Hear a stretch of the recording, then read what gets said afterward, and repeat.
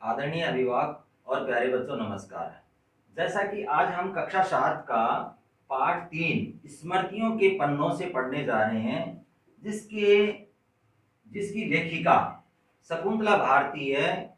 और शकुंतला भारती ने अपने पिताजी सुब्रमण्यम भारती के द्वारा जो जीवन में संघर्ष किया, उनके कार्यों के बारे में उन्होंने इस पाठ में बताया। तो स्मृतियों का मतलब होता है याद, अर्थात याद कर करके वो पन्ने जो अपने पिताजी की जीवन से जुड़े हुए हैं, उनके संघर्ष से जुड़े हुए हैं, उनके बारे में इस पाठ में उन्होंने बहुत ही सरल भाषा में और बहुत ही मतलब गहन भाषा के अंदर, या ये कह सकते हैं उनके जीवन के बारे में पूरा कैसे उन्होंने संघर्ष किया, कैसे उन्होंने अपनी कविताओं के बारे में कविताओं से लोगों को जागृत किया। तो ये सब बातें हैं वो सुब्रमण्यम भारती के द्वारा जो लिखी हुई बातें, वो शकुंतला भारती ने अपने पिताजी के बारे में इस चैप्टर में लिखा है।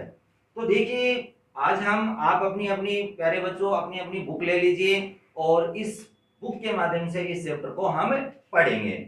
तो मैं पिताजी की लाडली बेटी थी। मैं का मतलब होता है यहाँ शकुंतला भारती है, जो सुब्रमण्यम भारती की पुत्री हैं। वो क्या कह रही हैं, मैं उनके पिताजी की एक बहुत ही लाडली पुत्री थी या बेटी थी। यद्यपि हम दो बहनें थी, फिर भी ज्यादातर मैं ही आखिर तक उनके साथ रही। बड़ी बहन अक्सर बुआ के पास रहती थी।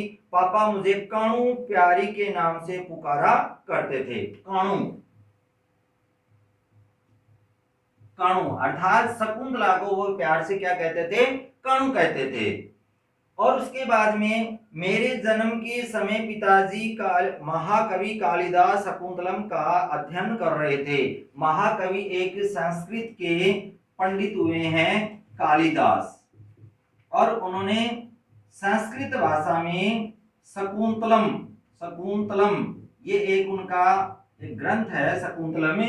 उनके शकुंतलम ये ग्रंथ कालिदास जी का है, और इसका वो क्या कर रहे थे, अध्ययन कर रहे थे। कौन, सुब्रमण्य भारती। तो इसलिए मेरा नाम उन्होंने क्या रखा, शकुंतला रखा। यानी कि ये शकुंतला सुब्रमण्यम भारती का नाम रखने के पीछे उन्होंने, शकुंतला भारती ने बताया कि मेरा नाम कैसे पड़ा। तो कालिदास जी के द्वारा जो शकुंतलम जो एक ग्रंथ है, वो क्या कर रहे थे, उसका अध्ययन कर रहे थे। तब उन्होंने उससे इतना लगाव हुआ, इतना प्रेम हुआ कि उन्होंने अपनी पुत्री का नाम ही क्या रख दिया, शकुंतला रख दिया। और भारती यानी कि उनकी पुत्री होने के कारण में ये शकुंतला भारती उनका नाम पड़ गया। आगे कहते हैं कि पिताजी अज्ञातवास में थे। अज्ञातवास एक बहुत ही शब्द आया है। अच्छा, अज्ञातवास क्या होता है, अज्ञात अज्ञातवास, अज्ञात का मतलब जो जानता नहीं है। अब गुप्त स्थान पर रहना, गुप्त स्थान पर रहना, यानी कि जो हमारे सुब्रमण्यम भारती थे, वो क्या कर रहे थे, एक गुप्त स्थान पर रह रहे थे। पांडिचेरी प्रवास को ही वो अज्ञातवास कहते थे। प्रवास का मतलब होता है मूल स्थान से दूर रहना, कहलाता है प्रवास। ये अज्ञातवास है और ये है प्रवास। प्रवास का मतलब होता है कि मूल स्थान, यानी कि जहां उनका जन्म हुआ है या किसी का भी जन्म हुआ है और वो आदमी कहीं दूर जाकर के रहता है, तो उसको हम क्या कहते हैं, प्रवास कहते हैं। और अज्ञातवास का मतलब होता है गुप्त स्थान पर रहना, की लोगों को ये भी पता नहीं हो कि वो व्यक्ति है कहाँ। माँ और मैं भी उनके साथ थी। मेरे दोनों मामा जी भी बड़े देशभक्त थे। यानी कि जो हमारे सुब्रमण्यम भारती हैं, ये एक बहुत ही देशभक्त व्यक्ति थे। उन्होंने देश के लिए बहुत ही मतलब है ना जी जान से काम किया, लोगों को जागृत किया। इस प्रकार से उनके जो मामा जी थे शकुंतला के, यानी कि जो हमारे सुब्रमण्यम भारती हैं, इनके साले साहब दो, वो भी उनके साथ में लगे हुए थे काम में। मुसीबत के वक्त माँ हमें लेकर मायके चली जाती थी, कि जब भी उनको मुसीबत होती सुब्रमण्यम भारती को या उनके प्यारे उनके बच्चों को, तो वो क्या करते, अपने मायके चली जाती। कौन? शकुंतला की माँ। ये क्या थी? वो शकुंतला की माँ थी। वो अपने बच्चों को साथ लेकर के अपने मायके चली जाती। पिताजी बड़े स्वाभिमानी थे। स्वाभिमानी का मतलब होता है जो खुद पर क्या करे, अभिमान करे, खुद पर गर्व करे, यानी कि दूसरे के सामने झुके नहीं, दूसरों के सामने किसी बात के लिए याचना नहीं करे। वो कौन करता है? स्वाभिमानी। दबकर रहना उनके लिए असह्य था। असह्य का मतलब होता है असहन करना, सहन नहीं करना। पिताजी बड़े ही स्वाभिमानी थे। दबकर रहना उनके असह्य था। कोई कोई तो कहता था कि भारती बैरागी हैं। बैरागी, वैरागी बहुत ही शब्द अच्छा आया है। इसका मतलब होता है सन्यासी। कई कई लोग कहते थे कि बच्चे हैं और बीवी को है वो अपनी ससुराल में छोड़ रखा है, खुद क्या है एक सन्यासी की तरह जीवन जीते हैं, और गृहस्थी का ख्याल ही नहीं रखते कि अपनी पत्नी अपने प्यारे बच्चों के बारे में उनको कोई मतलब ही नहीं है। वो तो ये क्या बन गए हैं? सन्यासी बन गए हैं, और उन्होंने क्या कर लिया? सन्यास धारण कर लिया है। पत्नी और बच्चों के प्रति लापरवाह है। उनको कोई मतलब नहीं है कि पत्नी कहाँ है, बच्चे कहाँ है, जबकि उनको ये पता था कि वो उनकी पत्नी कहाँ है, क्या है, कैसे है, उनको सब पता था। लेकिन लोग क्या कहते थे? उनको वैरागी कहते थे। उनको क्या मानते थे? गृहस्थी से उनको कोई लेना देना नहीं। लेकिन पत्नी और बच्चों के प्रति लापरवाह, लेकिन ये सरासर झूठ है। जो शकुंतला भारती कह रही हैं कि वो ये क्या है, सरासर बिल्कुल साफ साफ झूठ है।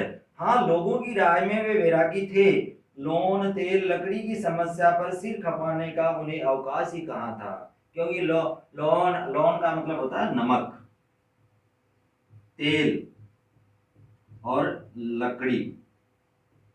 ये तीन गृहस्थी के अंदर बहुत बड़ी मायने रखती है, कि सब कुछ इनके चक्कर में कोई आदमी पड़ जाता है, वो सब कुछ भूल जाता है। लेकिन हमारे जो शकुंतला भारती के जो पिताजी थे सुब्रमण्यम भारती, उन्होंने कभी इस चीज पर ध्यान ही नहीं दिया। क्यों? क्योंकि उनके पास में इस चीज के बारे में सोचने समझने के लिए समय ही नहीं था। पैसे कमाने की कला में वे माहिर न थे। उनको पैसे कमाने से कोई मतलब नहीं था। उनके निकट के मित्रों के अलावा उन्हें महत्व को समझने वाला और उनके उत्साहित करने वाला, सहायता करने वाला कोई नहीं था। यानी कि उनके मित्रों के सिवाय उनके कोई ऐसा नहीं था जो मददगार हो या उत्साह करने वाला या उनकी कोई सहायता करने वाला या उनको समझने वाला, कोई ऐसा व्यक्ति नहीं था। सन 1908 में, अब बात करते हैं हम आगे की, कि सन 1908 में, सन 1908 में पिताजी पांडिचेरी आए। कहां आ गए ये? पांडिचेरी। पांडिचेरी। और 1918 तक वहीं रहे। 1918 तक कितने साल हो गए? 10 साल हो गए। 10 साल ये कहां रहे? पांडिचेरी में रहे। 10 साल की लंबी अवधि में उन्होंने क्या क्या कष्ट नहीं झेले? मानसिक मानसिक कष्ट झेले। ये 10 साल थे उनके लिए मस्तिष्क से मस्तिष्क, मानसिक का मतलब मस्तिष्क, दिमागी, और आर्थिक, आर्थिक का मतलब होता है अर्थ से संबंधित, अर्थ का मतलब होता है रुपए, अर्थ से संबंधित। कहने का मतलब ये हुआ प्यारे बच्चों कि 10 साल 1908 से लेकर 1918 तक जब वो पांडिचेरी में रहे, तो मानसिक भी उनको दुख हुआ और साथ साथ में उनको आर्थिक क्लेश से पीड़ित पिताजी के दिन वे अत्यंत ही दुखदायी थे। यानी कि ये तो 10 साल का समय गुजरा है सुब्रमण्यम भारती का, वो बहुत ही भयंकर, जिसमें वो मानसिक क्लेश भी उनको हुआ और आर्थिक क्लेश भी उनको हुआ। मैं उस समय 7-8 साल की थी, फिर भी मेरी स्मृतियों पर अंकित वे चित्र आज भी ताजे हैं। यानी कि एक 8 साल का बच्चा जो ढंग से समझ नहीं सकता, वो हमारी शकुंतला भारती कह रही है कि मुझे आज भी वो याद है कि उन्होंने कैसे कैसे दिन गुजारे थे, कैसे कैसे उन्होंने मतलब समय का सदुपयोग किया और किस प्रकार से उन्होंने ये कार्य किए। पिताजी, अब वो अपने पिताजी के जन्म के बारे में बता रही है। जो शकुंतला भारती है वो सुब्रमण्यम भारती के जन्म के बारे में बता रही है कि पिताजी का जन्म कब हुआ। 11 दिसंबर 1882। 11 दिसंबर 1882 को तमिलनाडु तमिलनाडु जो राज्य है उनके तिरुनेलवेली तिरुनेलवेली तिरुनेलवेली जिले के अट्टमपुरम अट्टपुरम, साउथ इंडियन है ये नेम, अट्टपुरम नामक ग्राम में हुआ। बालक का नाम रखा गया सुब्रमण्य। इनका नाम क्या रखा गया? सुब्रमण्यम। वे 5 वर्ष के थे जिन उनकी माँ थी वो चल बसी, यानी कि वो इस दुनिया से चले गए और अर्थात वो उनकी डेथ हो गई। वे अपने नाना के लाड प्यार में पले, यानी कि वो कहाँ आ गए? अपने नाना जी के पास आ गए। वहां उन्होंने अपना जो बचपन था वो बिताया। वे शारीरिक रूप से वो कमजोर और स्वभाव के संकोची थे। संकोची का मतलब होता है संकोची, शर्मीला। बचपन में कैसे थे वो? सुब्रमण्य भारती बहुत ही कमजोर थे और एक संकोची यानी कि संकोच करने वाले शर्मीले स्वभाव के थे। दादाजी भारती के पिताजी यानी कि जो सुब्रमण्य भारती हैं उनके पिताजी के बारे में बता रही है। चाहते थे कि उनका बेटा है वो क्या करे? अंग्रेजी पढ़ लिख कर अफसर बन जाए, क्योंकि उस समय हमारे देश में किसका राज था? अंग्रेजों का। तो उनके जो सुब्रमण्यम भारती के जो पिताजी थे वो चाहते थे कि वो अंग्रेजी पढ़ें और एक बहुत बड़े क्या बन जाए? वो एक अफसर बन जाएं। लेकिन बेटे को स्कूली पढ़ाई में उतनी दिलचस्पी नहीं थी। छुटपन से ही कविता के प्रति उनकी रुचि हुई, यानी कि छुटपन का मतलब होता है बचपन के अंदर ही, और वो क्या लिखने लग गए थे? कविता लिखने लग गए। यानी कि पढ़ाई के अंदर बिल्कुल उनकी कोई रुचि नहीं थी और वो कविता लिखने में वो ज्यादा दिलचस्पी दिखाने लग गए। वे अक्सर छोटी छोटी तुकबंदी करते थे। तुकबंदी का मतलब होता है जैसे पढ़ना, पहली लाइन में पढ़ना आ गया तो नीचे आ गया लिखना, यानी कि ना और ना ये करने का मतलब होता है तुकबंदी। इसको बोलते हैं हम तुकबंदी। जैसे दोहे के अंदर आता है उस प्रकार, उसी तरह से गीत लिखते और मित्रों को सुनाते, यानी कि वो बचपन में ही अपने मित्रों को छोटे छोटे गीत लिखते, तुकबंदी करते और वो क्या करते? अपने मित्र थे उनके जो सखा थे उनको वो दोस्तों को सुनाते। 7 वर्ष की आयु में उन्होंने अपनी प्रतिभा से विद्वान लोगों को चकित कर दिया, यानी कि केवल वो 7 साल के हुए थे तभी उन्होंने क्या कर दिया? बड़े बड़े जो विद्वान लोग थे उनको क्या कर दिया? चकित कर दिया। लोग मतलब उनको, उनकी कविताओं को देख करके वो बहुत ही आकर्षित होते हैं उनकी तरफ। 9वें वर्ष में वे समस्या पूर्ति में समर्थ हो गए। समर्थ का मतलब होता है योग्य।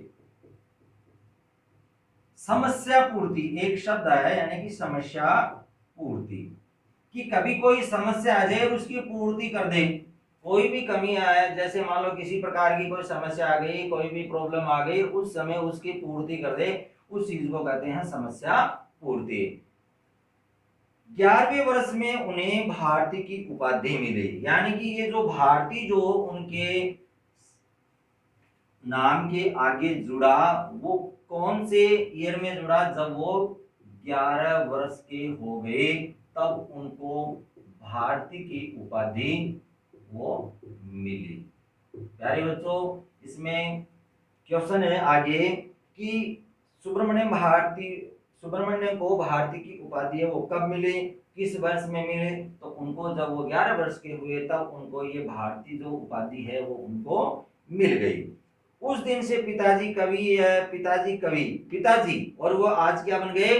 कवि बन गए। सुब्रमण्यम भारती कहलाने लगे। कि इतने दिन लोग उनको क्या कह रहे थे, सुब्रमण्य कह रहे थे, लेकिन अब से उनको क्या कहने लगे, सुब्रमण्य भारती कहने लग गए। आगे पेज पलटिए। अब बात करेंगे हम उनकी पढ़ाई के बारे में।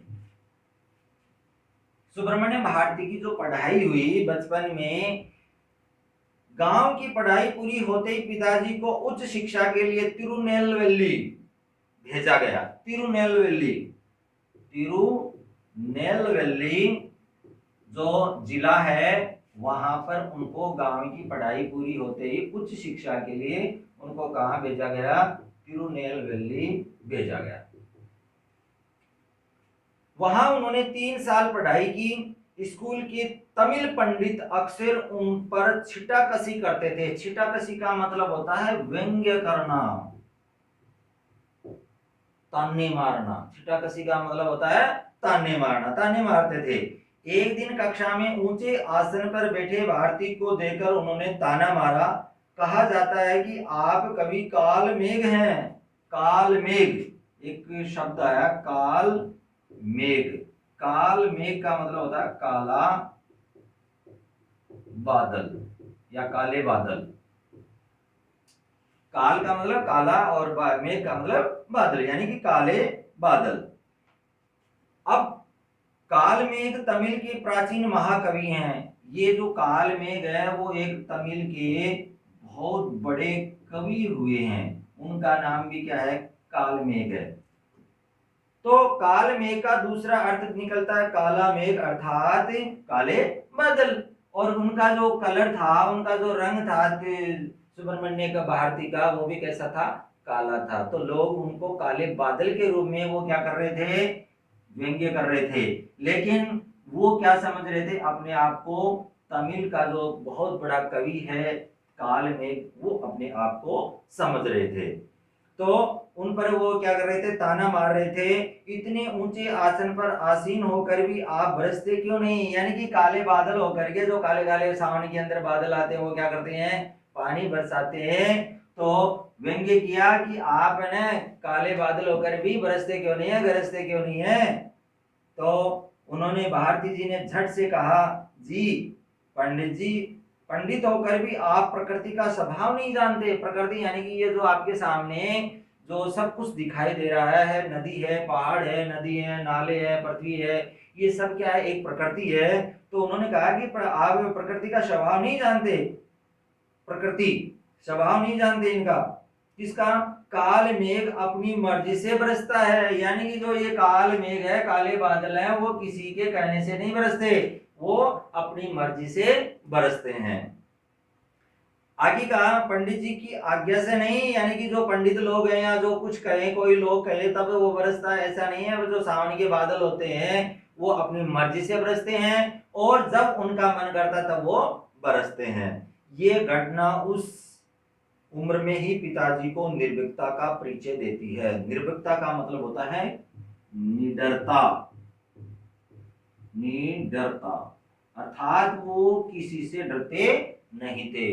इतने इतने बड़े बड़े पंडित लोगों से उन्होंने क्या किया, मात्र छोटी सी उम्र के अंदर ही उन्होंने ऐसा जवाब दिया कि काले जो बादल होते हैं वो पंडितों के कहने से नहीं बरसते, बल्कि वो अपनी मर्जी के मालिक होते हैं, अपनी मर्जी से बरसते हैं। इसलिए वो जब उनकी मर्जी आएगी ना, तब वो क्या करेंगे, बरसेंगे।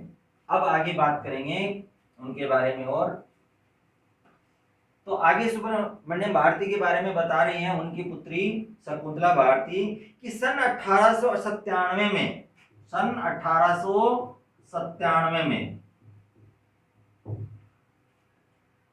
जून महीने में कवि भारती का विवाह, जून का महीना था, अभी जो पिछला महीना गया है, उस महीने में 1897 में कवि भारती का विवाह कड्डयम नेल्लप्पा अय्यर की पुत्री चल्लम्मा, अब यहाँ नाम भी है ना ऐसे ऐसे हैं, चल्लम्मा,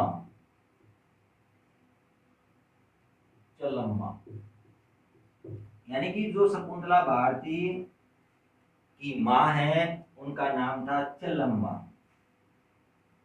के साथ में बड़ी ही धूमधाम से हुआ। 5 साल के बाद में मेरे दादाजी का देहांत हो गया, यानी कि जून के बाद 97 के बाद में 5 साल के बाद में उनके क्या हो गया, 1902 मान लो, उनका जो सुब्रमण्य भारती के पिताजी थे वो क्या हुए, चल बसे। बचपन में उनकी माताजी चल बसी थी और 5 साल बाद में उनके विवाह के 5 साल बाद में क्या हुए, 1902 के समथिंग मान लो लगभग, और वो क्या उनके पिताजी भी वो चल बसे। अब प्रश्न ये उठता है कि भारती किसके साथ रहें, कि वो कहाँ रहें, किसके साथ में रहें। आखिर उनकी बुआ उन्हें साथ काशी ले गई, यानी कि जो बुआ जी थी सुब्रमण्य भारती की, वो कहाँ ले गई, उनको काशी ले आई। उन्होंने वहां संस्कृत और हिंदी का अध्ययन किया, यानी कि काशी के अंदर आकर के उन्होंने क्या पढ़ा, संस्कृत और हिंदी, संस्कृत और हिंदी पढ़ी। वहां वे श्रीमती एनी बेसेंट के संपर्क में आए। जो श्रीमती एनी बेसेंट थी, आपने इतिहास में पढ़ा होगा एनी बेसेंट के बारे में, उनके संपर्क में आए।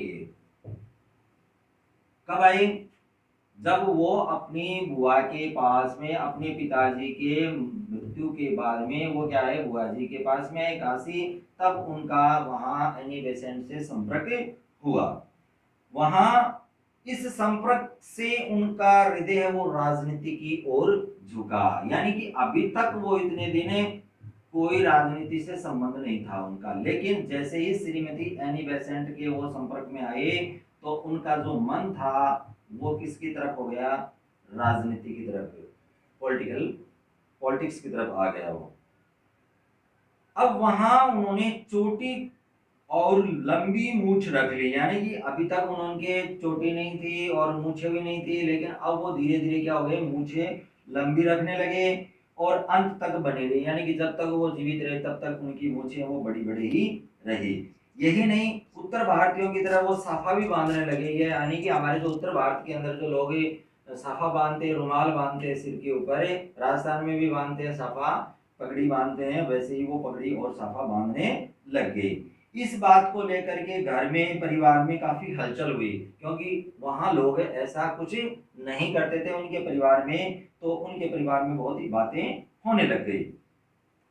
इसी बीच अट्टमपुरम रियासत की जमींदार काशी आए। अट्टमपुरम के जो जमींदार थे वो कहाँ आए, काशी आए। जमींदार जो पैसे वाले जो लोग थे वो कहाँ, उनके अट्टमपुरम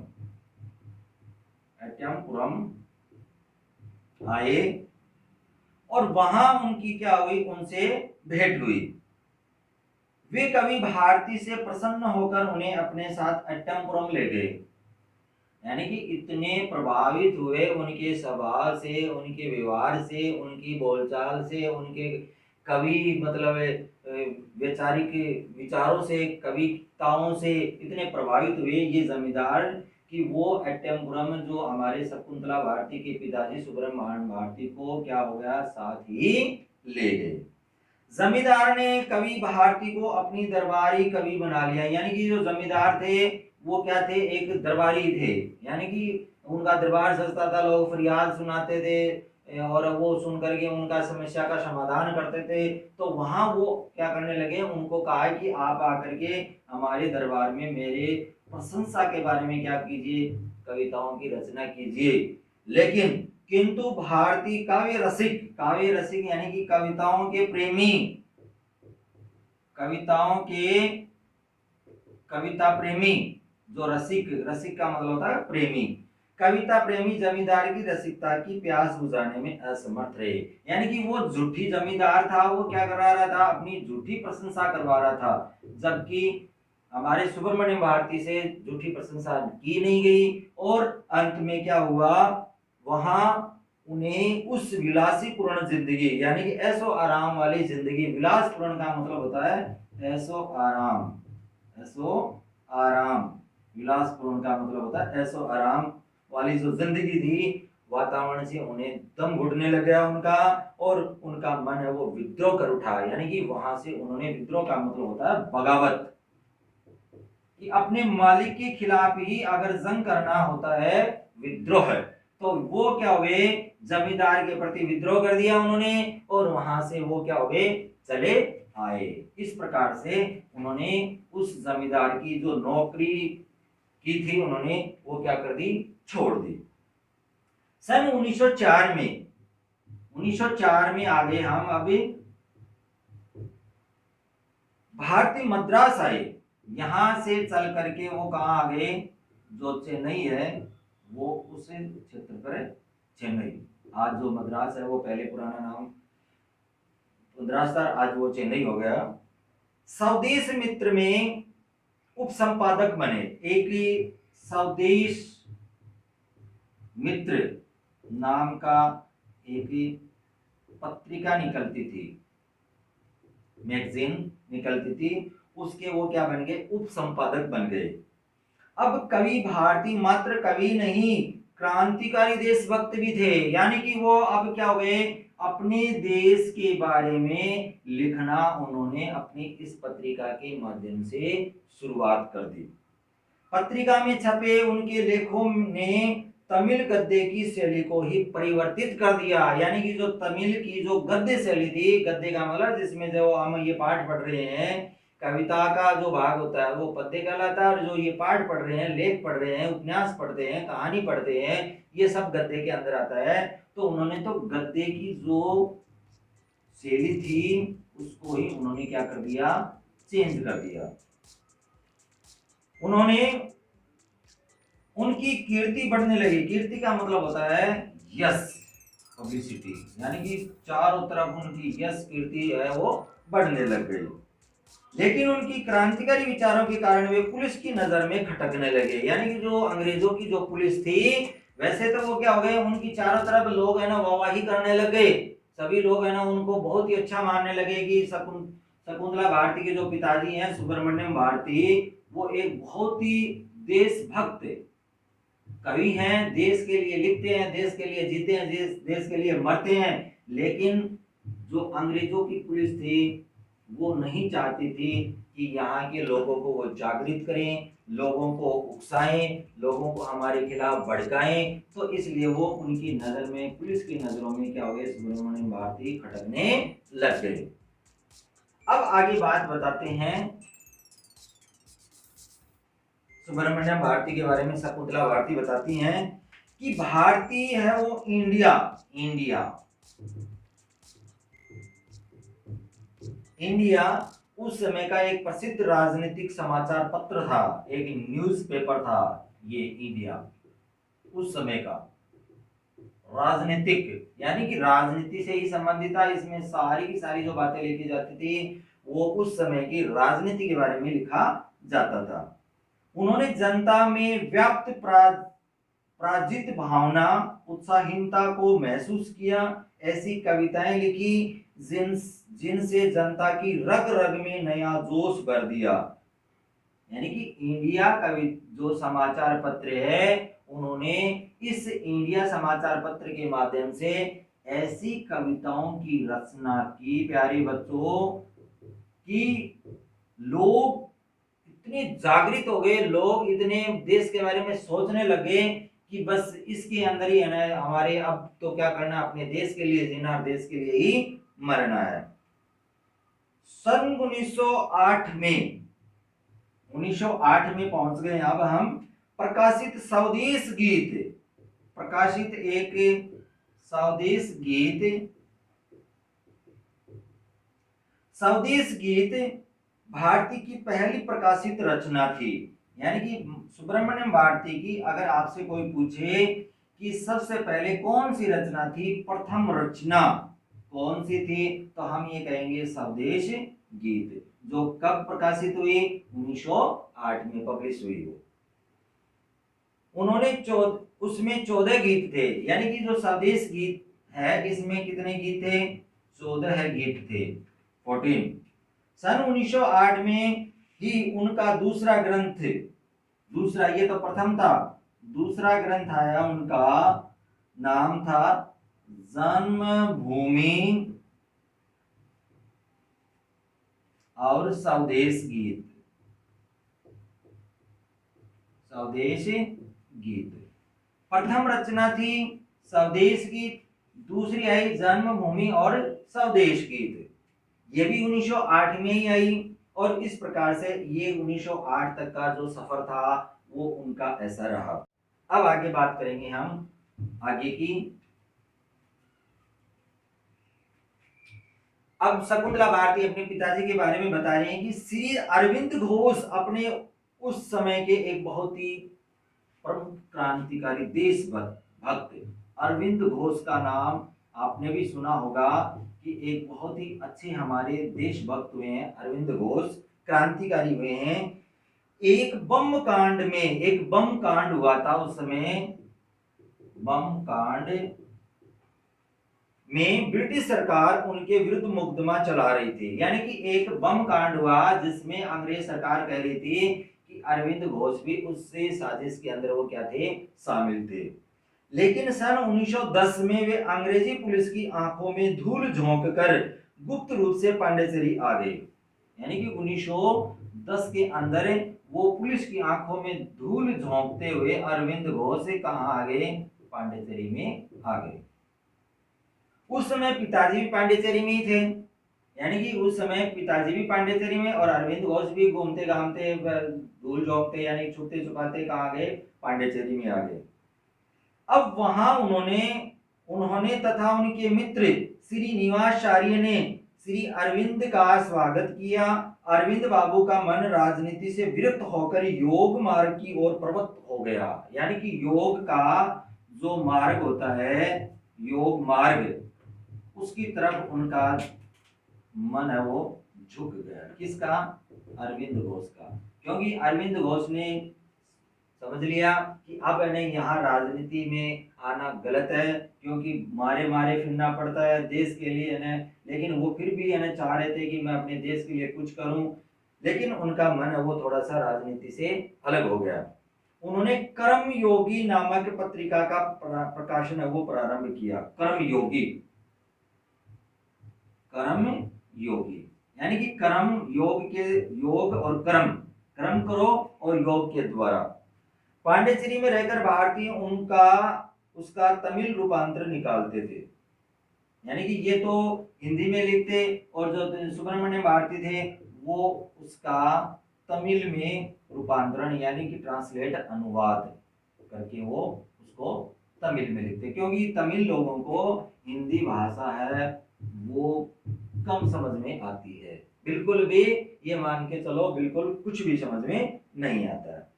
अरविंद बाबू के संपर्क में आकर पिताजी ने वेदों का अध्ययन किया, यानी कि अब वो क्या हो गए, वेद पढ़ने में लग गए। किसके संपर्क में आने से, अरविंद बाबू यानी कि अरविंद घोष के संपर्क में आने से उन्होंने वेदों का अध्ययन किया।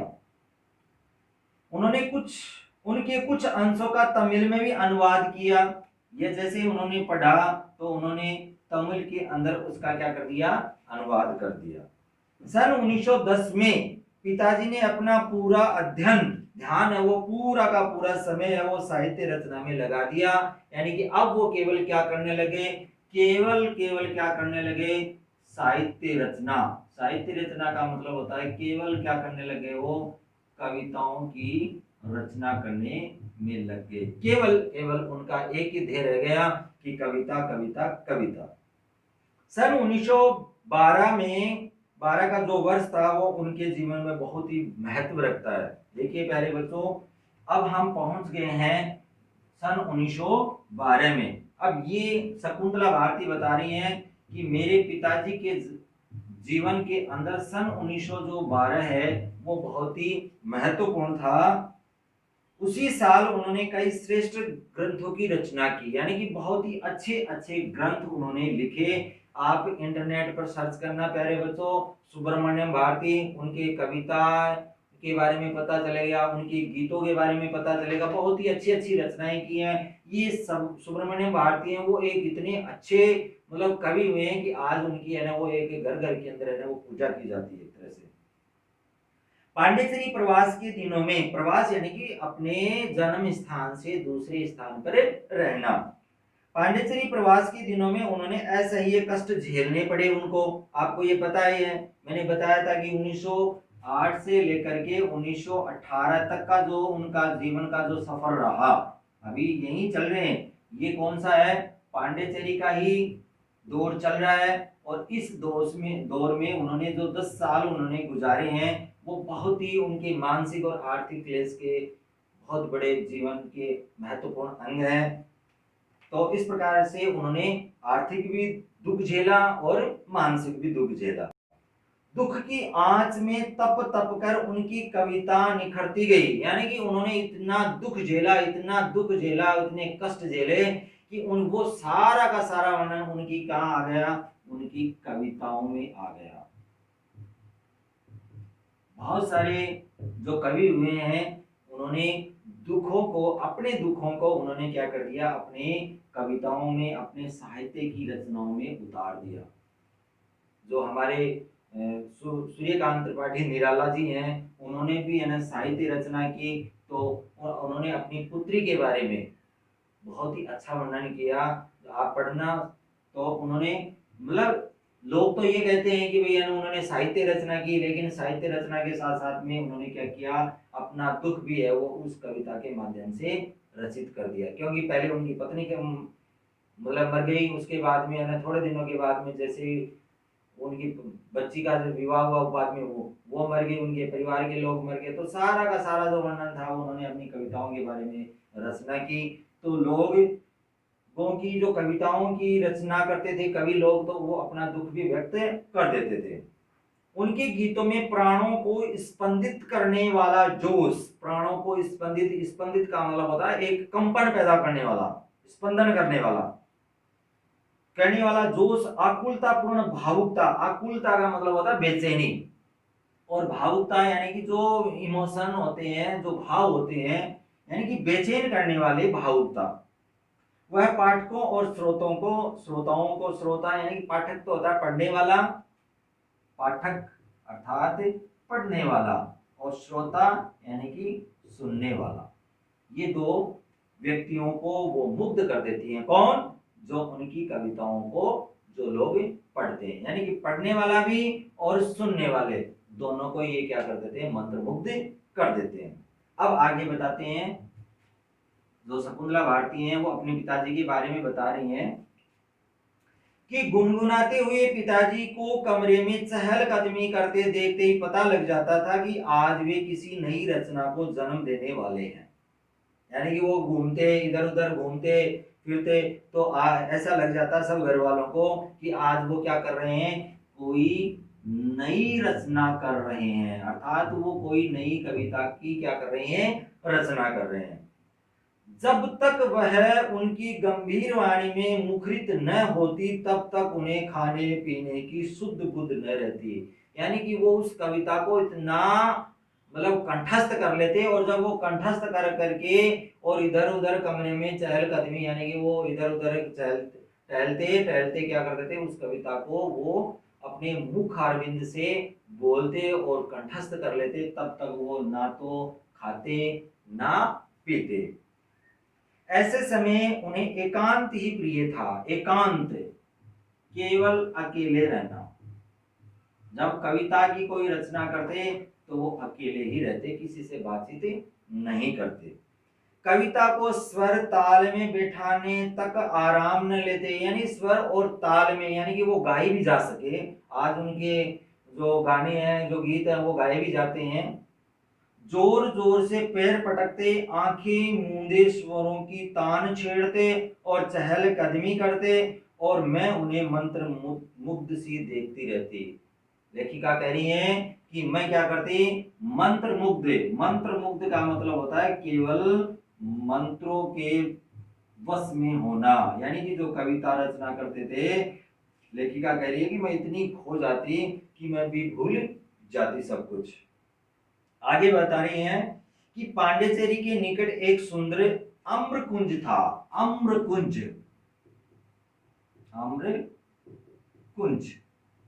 आमों का बगीचा, बगीचा, आम्रकुंज।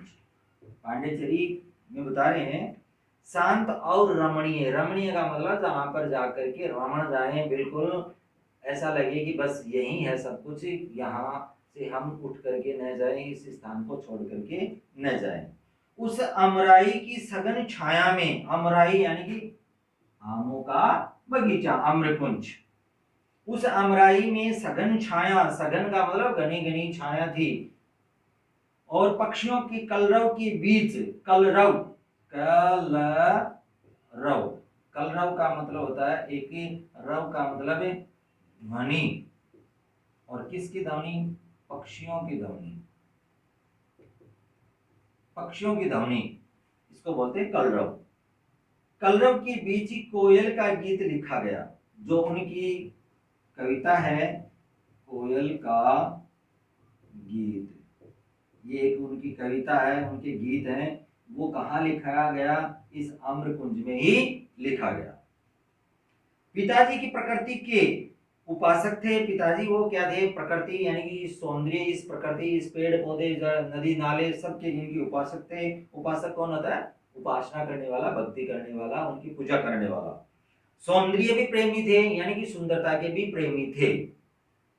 हरियाली से लहलाते खेत, मंद मंद पवन में झूमते वृक्ष, पंख फड़फड़ाते हुए उड़ते पक्षी, चटकती कलियां, खिलते फूल, उफनती लहरें, गरजता सागर, ये सब उनके दिल को मोह लेते थे। यानी कि जो प्रकृति के अंदर ये जो घटनाएं घटित होती हैं कि कलरव करते पक्षी हैं, और फड़फड़ाते जो पंख फड़फड़ाते पक्षियों के, चटकती जो कलियां हैं, ये आदि उनकी कविताओं की क्या है? विषय वस्तु है। यानी कि कविता के अंदर जो उनका वर्णन है वो सब प्रकृति के बारे में उन्होंने लिखा है, इस सृष्टि के बारे में उन्होंने रचना की है। ये सब उनके दिल को मोह लेते थे, वे स्वयं को भूल जाते और कविता मुखरित हो उठती थी। यानी कि मुखरित का मतलब मुख से उनके उकृत हो, यानी कि रचना हो जाती थी। अब आगे बता रही हैं शकुंतला भारती कि एक दिन की बात है, मित्रों की मंडली जमी थी। वैसे अय्यर ने निराशा से पीड़ित स्वर से पूछा, हम भारतीय कब तक यूं ही बंधे रहेंगे? यानी कि अब वो किसकी तरफ इशारा कर रहे हैं? अंग्रेजों की तरफ इशारा कर रहे हैं कि हम अंग्रेजों के गुलाम कब तक बने रहेंगे, कि कब तक हम इन अंग्रेजों के गुलाम रहेंगे। तो पिताजी ने उत्तर दिया, बंदी हैं हम, सहते रहेंगे, समय बदलेगा, देखेंगे धर्म की विजय पताका फहराते, धनुष है एक, भाई गांडीव है उसका नाम। यानी कि धनुष एक है और गांडीव, गांडीव जानते हो प्यारे बच्चों कौन क्या है? गांडीव एक धनुष था, और धनुष किसका था? अर्जुन का। अर्जुन के धनुष को गांडीव नाम दिया गया। तो वो कह रहे हैं कि हम भी बंदी हैं, सब कुछ सहन करेंगे, लेकिन समय बदलेगा और हम भी देखेंगे कि जिस प्रकार से अर्जुन यानी कि पांडवों का, पांडव जो था उनकी धर्म की विजय हुई थी, वैसे ही हमारी भी धर्म की क्या होगी? विजय होगी। और एक दिन ये अंग्रेज लोग क्या कर देंगे? हमारे देश को आजाद कर देंगे, और हमारे देश में हमारा तिरंगा झंडा, या जो हमारा झंडा उस समय ये बनना शुरू हो गया था, तो वो तिरंगा झंडा फहरेगा और हम लोग क्या होंगे? एक दिन आजाद हो जाएंगे। पूज्य वैसे अय्यर को जोशीले स्वर में बार बार उन्हें दोहराते हुए मैंने देखा और सुना। दरिद्रता, अब आगे बता रही हैं शकुंतला भारती। दरिद्रता, दरिद्रता क्या होती है? गरीबी, बीमारी, पारिवारिक कठिनाइयां, मानसिक वेदना, वेदना आती है दुख, करुणा, यानी कि गरीबी और बीमारी, बीमार भी रहते थे। पारिवारिक कठिनाइयां, पिताजी के पास में, वो कह रही हैं कि मेरी है ना मम्मी है ना वो साथ में नहीं रहती थी, मैं भी कभी साथ में नहीं रहती, जब भी कुछ उनके प्रॉब्लम आती, कुछ समस्या आती तो हम क्या कहाँ चली जाती? अपने ननिहाल चली जाती तो पारिवारिक भी उनको कष्ट बहुत रहता था, मानसिक वेदना भी थी। आदि से पिताजी का शरीर था वो बिल्कुल दुर्बल हो गया, जर्जर हो गया, बिल्कुल एक तरह से ये मान के चलो एक कंकाल सा रह गया। कंकाल समझते हो, यानी कि केवल जिसमें केवल हड्डियों का एक ढांचा सा रह गया। फिर भी उनका मन है वो स्वस्थ, तेजस्वी और स्फूर्तिमान था। यानी कि केवल शरीर है वो तो क्या हो गया, एक कंकाल रह गया, लेकिन मन उनका अब भी क्या था, वैसे ही था जैसे वो शुरू में थे। तेजस्वी था, स्वस्थ था और स्फूर्तिमान था, यानी कि उनके अंदर एक स्फूर्ति थी, एक ताजगी थी, एक जोशीलापन था उनके अंदर। उनकी भारत समुदायम शीर्षक रचना में ये पंक्तियां हैं। भारतीय समुदायम, समुदायम, ये उनकी एक रचना का नाम है, जिसमें ये कुछ आगे पंक्तियां दी गई हैं। यह देश 30 करोड़ लोगों की सार्वजनिक संपत्ति है। देखिए प्यारे बच्चों, उस समय हमारे देश की जनसंख्या थी वो केवल कितनी थी, 30 करोड़ थी, और आज इतने सालों के बाद में 100 करोड़ बढ़ गए हम, यानी कि अब कितने हो गए, 130 करोड़ हो गए। तो केवल 30 करोड़ जनसंख्या थी उस समय। तो वो कह रहे हैं कि ये जो भारत है वो हमारा देश है, वो 30 करोड़ लोगों की सार्वजनिक संपत्ति है, इस पर सबका समान अधिकार है।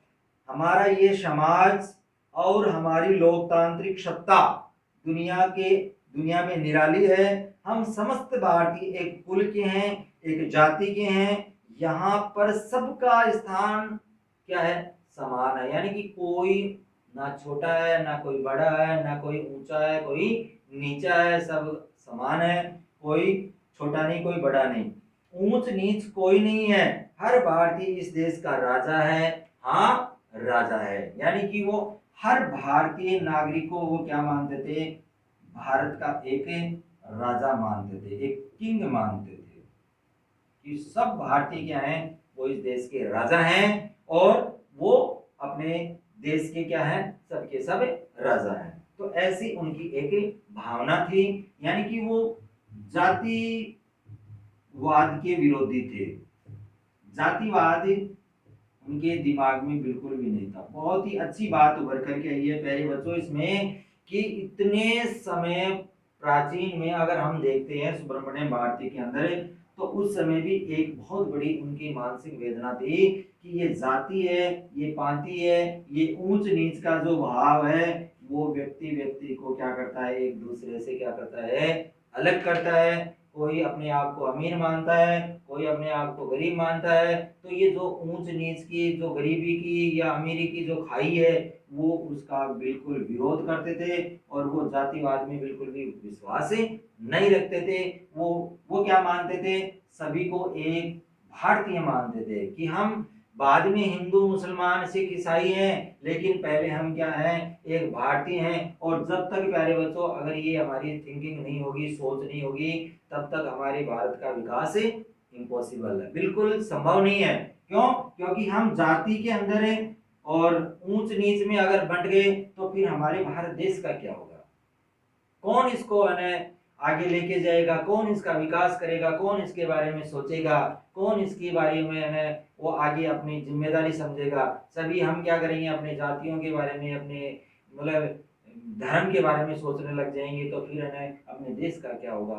तो उस समय भी उनके दिमाग में ये थी कि हम सब क्या हैं, भारतीय हैं, और हम पहले क्या हैं, भारतीय हैं, उसके बाद में कोई जाति प्रथा आदि की बात की जाए। आगे पेज है वो पलटिए। अब आगे कह रही है सुब्रमण्यम भारती की जो पुत्री हैं, कि जाति प्रथा का उन्होंने जोरदार खंडन किया, यानी कि उनका खंडन, यानी कि वो हमेशा इस बात का विरोध करते थे कि जाति व्यवस्था है वो बिल्कुल भी नहीं होनी चाहिए। उन्होंने आगे एक उन्हें न समाज का डर था न व्यक्तियों का, यानी कि कौन क्या कहेगा, समाज के अंदर कौन उनको छोटा मानेगा, कौन उनको बड़ा मानेगा, उनकी दृष्टि बिल्कुल इस बात में नहीं थी। वो एक भारतीय थे और भारतीय की तरह वो सोचते थे, इसलिए शायद उनको भारतीय की उपाधि दी गई थी। वे बिल्कुल आजाद विचारों के आजाद पुरुष थे। आजाद विचार और आजाद पुरुष, यानी कि कभी भी वो किसी को अपना गुलाम नहीं मान, मतलब दूसरों अंग्रेजों का वो अपने आप को गुलाम नहीं मानते थे, वो अपने आप को क्या मानते थे कि एक आजाद पुरुष मानते थे। पिताजी सर्वधर्म समानता को मानने वाले थे। सर्वधर्म समानता, प्यारे बच्चों इसके बारे में समझना बहुत ही आवश्यक है कि सर्व, सर्व का मतलब होता है सबका, और धर्म समानता, यानी कि सबके धर्म हैं वो क्या है, समान है। कोई धर्म छोटा नहीं है, कोई धर्म बड़ा नहीं है। कुछ लोग ये मानते हैं कि मैं हिंदू हूँ तो मेरा हिंदू धर्म बड़ा है, कुछ लोग मानते हैं कि मैं तो मुस्लिम हूँ, मेरा मुस्लिम धर्म है वो बहुत बड़ा है, कुछ लोग मानते हैं कि मैं तो सिख हूँ, मेरा बहुत बड़ा है, कुछ ईसाई हैं वो क्या मानते हैं, ईसाई धर्म को मानते हैं। लेकिन हमारे जो शकुंतला भारती के जो पिताजी थे सुब्रमण्यम भारती, उन्होंने कहा कि सबका धर्म है वो क्या है, समान है, कोई छोटा नहीं है, कोई बड़ा नहीं है, सबका पालन करना चाहिए, सबका सम्मान करना चाहिए, सबको एक दृष्टि से देखना चाहिए। भिन्न भिन्न जाति वालों, नीच कहे जाने वालों के साथ बैठकर उन्होंने भोजन किया, यानी कि उन्होंने हमेशा किसका पालन किया, सर्वधर्म का, यानी कि सब धर्म समान है और सब जाति भी समान मानी है उन्होंने। तो उन्होंने सबके धर्म के साथ में, सब जाति वालों के साथ में बैठ बैठ करके उन्होंने क्या किया, भोजन किया। और जो एक बार किसी के साथ में भोजन कर लेता है वो क्या कर लेता है, अपने आप को ये मानने लग जाता है कि मैं सर्वधर्म का मान्यता यानी उसका पालन करने वाला हूँ। इस बात को लेकर के भारी हंगामा हो गया, यानी कि उस समाज के अंदर उस समय एक बहुत बड़ा मतलब है ये लोग उनकी तरफ है अंगुली उठाने लगे कि ये है ना अपने धर्म को है नीचा दिखाने लगा, इसको क्या कर देना चाहिए, जाति से निकाल देना चाहिए, इसको हमें धर्म से हमें निकाला कर देना चाहिए। लेकिन उन्होंने कभी भी इस बात की परवाह नहीं की। पांडिचेरी में उन्होंने एक हरिजन युवक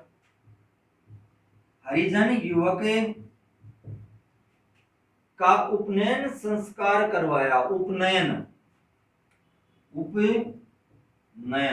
ये एक संस्कार होता है, वैसे 16 संस्कार होते हैं। जब कोई बच्चा, कोई व्यक्ति शिक्षा के लिए जाता है तो वो विद्यार्थी बनने के लिए किया गया संस्कार, यानी कि कोई विद्यार्थी या कोई व्यक्ति जब शिक्षा के लिए जाता है तो कौन सा संस्कार किया जाता है, उसका उपनयन संस्कार किया जाता है। तो एक निम्न जात के व्यक्ति का उन्होंने क्या करवाया, उपनयन संस्कार अपने हाथों से उन्होंने करवाया। और वे बाल विवाह के विरुद्ध थे, यानी कि साथ में उन्होंने क्या किया है, जाति का तो उन्होंने विरोध किया ही है, उन्होंने हमेशा बाल विवाह का भी विरोध किया है कि बच्ची का बचपन में ही कई लोग क्या कर देते हैं, विवाह कर देते हैं। तो हमारे जो शकुंतला भारती के पिताजी सुब्रमण्यम भारती, उन्होंने हमेशा बाल विवाह का भी क्या किया है, विरोध किया है। वे नारी जागरण, नारियों की उन्नति तथा स्त्री शिक्षा पर बल देते थे, यानी कि उन्होंने सबसे ज्यादा किस पर जोर दिया है, नारी के बारे में, स्त्री के बारे में। स्त्री के बारे में उन्होंने कहा कि उनको क्या करनी चाहिए, शिक्षा दिलानी चाहिए। उनका बाल विवाह है वो बिल्कुल भी नहीं, बाल विवाह का विरोध किया उन्होंने, ठीक है। तो शिक्षा का उन्होंने समर्थन किया है कि शिक्षा दिलानी चाहिए, बाल विवाह का उन्होंने विरोध किया है। और आगे उन्होंने कहा है कि नारियों की क्या करनी चाहिए, उन्नति, क्योंकि एक पढ़ी लिखी अगर नारी है तो वो अपने परिवार को क्या कर देती है, विकसित कर देती है, उसका विकास करती है प्यारे बच्चों। लेकिन अगर एक अशिक्षित नारी है तो वो अपने परिवार को देखभाल ढंग से नहीं कर पाती। तो उन्होंने हमेशा स्त्री शिक्षा पर क्या दिया है, बल दिया है। वे हम सब बहनों की स्वाभिमानी, निर्भीक और साहसी बने रहने का उपदेश दिया करते थे, कि वो कहते थे कि सब बहनें क्या करो, निर्भीक बनो, स्वाभिमानी बनो, कि अपने आप पर हमें गर्व करो, कि मैं कुछ कर सकती हूँ, मैं कुछ अपना दूसरों का भी भला कर सकती हूँ। साहसी बनो। रोबीला चेहरा, तनी हुई मूछें और दुबला पतला छरारा शरीर, सिकुड़ती हुई छाती, सांवला रंग, चौड़ा ललाट और ललाट के मध्य, ललाट का मतलब होता है माथा, ललाट और माथे के बीच में क्या बता रही है लेखिका, ललाट के मध्य कुमकुम का बड़ा सा तिलक, कुमकुम का क्या लगाते थे वो, तिलक लगाते थे। और तिलक तो वैसे है ना दक्षिण भारत के बहुत सारे लोग सभी लगभग ही लगाते हैं। घनी भ्रुकुटियां, ये जो थी वो भ्रुकुटियां भी बहुत ही घनी थी। तीखी नाक, पिचके गाल, सिर पर पगड़ी और खुली शर्ट और उसके ऊपर ढीला कोट, उमंगों से भरा हृदय और मस्त चाल और सरल और सीधा व्यवहार। उस पर से भी उनकी आंखें इतनी चमकीली और आकर्षित थी कि देखने वाला सम्मोहित हो जाता। सम्मोहित यानी कि उनकी तरफ क्या हो जाता, आकर्षित हो जाता। ये उनकी जो शारीरिक चित्रण, चरित्र चित्रण किया लेखिका ने कि कैसे कैसे था, तो देखने वाला जो व्यक्ति था वो उनकी तरफ क्या हो जाता, सम्मोहित हो जाता, उनको आकर्षित करता। उनका जो व्यक्तित्व था, उनका चरित्र था, उनका चित्रण, शारीरिक चित्रण था, वो उनको अपनी ओर आकर्षित करता। उनकी क्षीण काया, क्षीण का मतलब होता है थोड़ा कमजोर, यानी कि उनके बारे में इतना वर्णन किया लेकिन उनका जो शरीर था ना वो बहुत ही कमजोर था। क्षीण काया को देख मन में प्रश्न उठता था, एक ही प्रश्न उठता था, क्या क्या इसी व्यक्ति में इतना तेज और सशक्त काव्य प्रतिभा है, इतना मरियल सा दुबला पतला, जिसके पिचके हुए गाल हैं, जिसके इतने मतलब शरीर है ना वो एक तरह से कमजोर है, क्या यही व्यक्ति है वो जिसके अंदर कविताओं का इतना जोश है, इतना उमंग है और इतना तेज है। तो प्यारे बच्चों, इस चैप्टर में हमने शकुंतला भारती के द्वारा लिखा हुआ सुब्रमण्यम भारती जो एक तमिल कवि हुए हैं उनके बारे में हमने पढ़ा, और बाकी की जो चीजें हैं वो आपकी पुस्तक में लिखी हुई है। अच्छे से इसको पढ़ना और कोई भी चीज समझ में नहीं आए तो पूछना। जय हिंद, जय भारत।